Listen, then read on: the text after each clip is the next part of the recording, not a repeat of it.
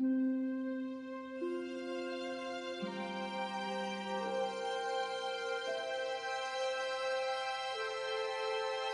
know, events and occasions like this, you take stock of where you've come from. When I was a boy, I dreamed, and that really has not changed. Hope is a very powerful word, filled with promise and potential. But all hope needs a home. It needs a place where it lives and breathes.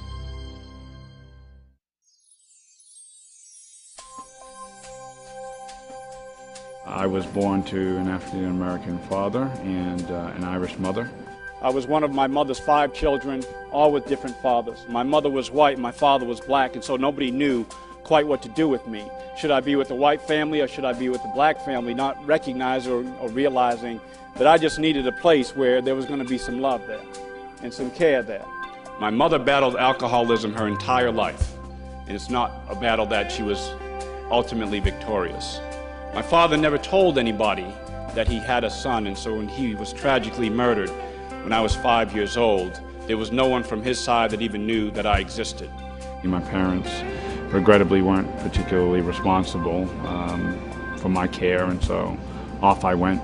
And I was sent off into foster care, and some of that had to do with the social construct that was race. And bounced around from place to place throughout my early childhood and well into my teenage years.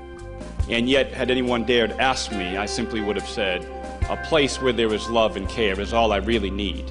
It doesn't matter who you are and what you look like. That would be home to me.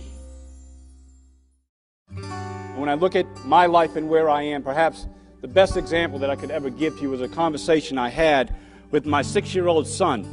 And we read every morning, and he was sitting on my lap, and out of nowhere, I thought he was going to ask me a question about the lion and the mouse. That's what we were reading. And he paused and he looked up at me and he said, "Daddy, when you were a little boy, did you have a daddy?"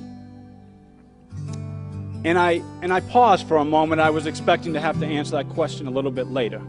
And then I decided, well, let me do what no one ever did with me. Let me tell him the truth. And I said, "No, son, when I was a little boy, I didn't have a daddy." And his brow furrowed.